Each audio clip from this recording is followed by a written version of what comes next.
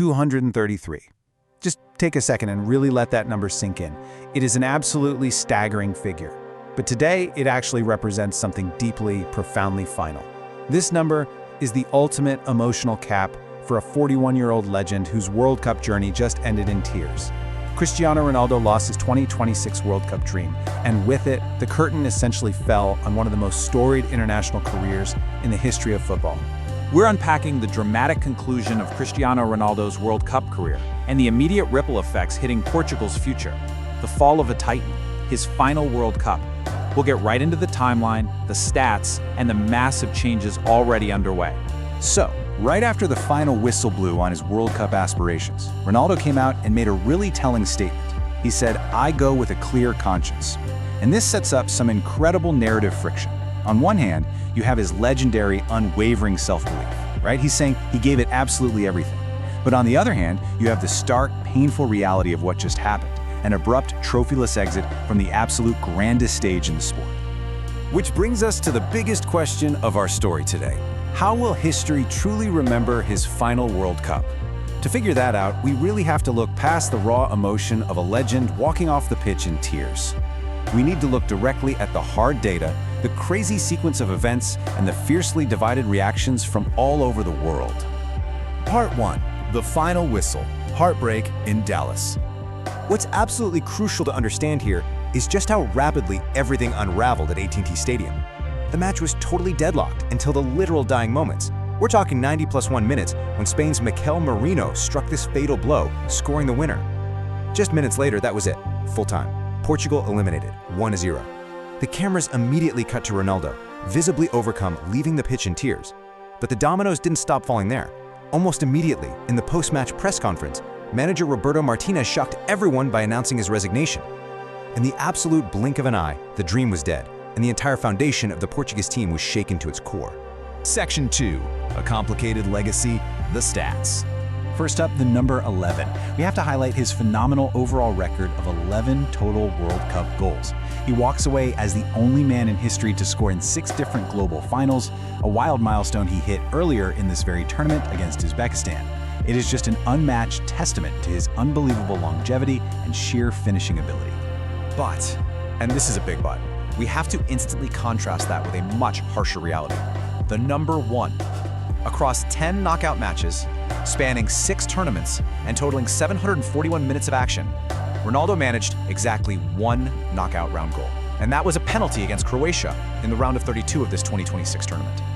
For a guy who is literally defined by stepping up on the biggest stages, his historical struggle in the World Cup knockout phases is a genuinely surprising statistical blemish. And that brings us to a really specific struggle he faced in this final campaign.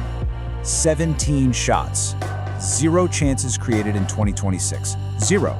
This is actually the highest tally of shots by a player without creating a single chance for a teammate at a World Cup since detailed records started way back in 1966. It really paints a picture of a player desperately trying to force an outcome all on his own.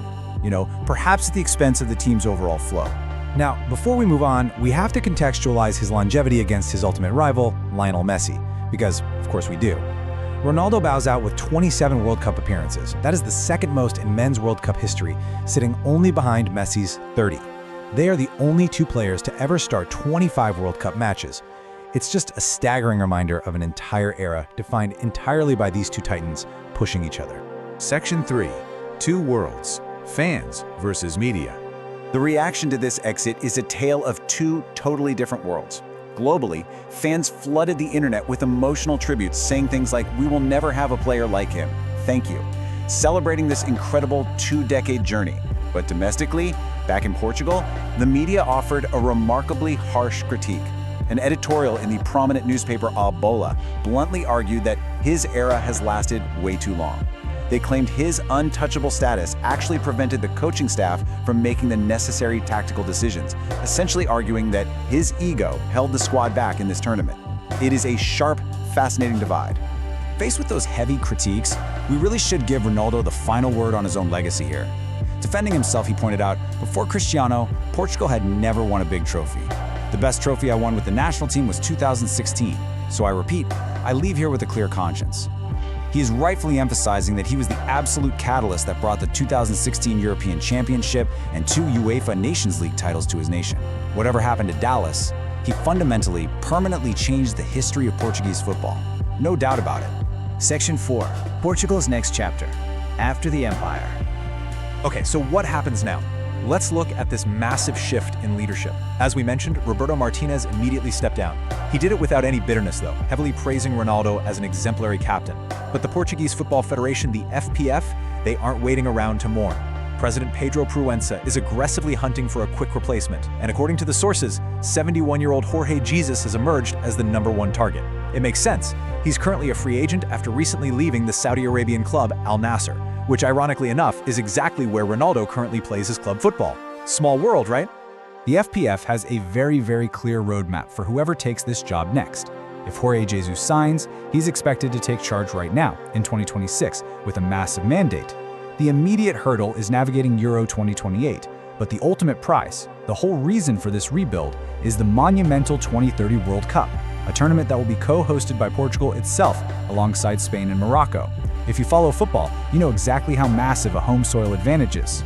They are literally tearing down and rebuilding the entire squad for exactly that moment. So, we have to ask, can Portugal truly thrive without their greatest icon? Cristiano Ronaldo lost his 2026 World Cup dream, leaving behind a legacy of unmatched individual records, some fairly complicated team statistics, and an undeniable historical impact on the sport. As the national team pivots toward a massive home World Cup in 2030 under new leadership, they have to navigate the definitive end of an era. The shadow of this titan is incredibly long.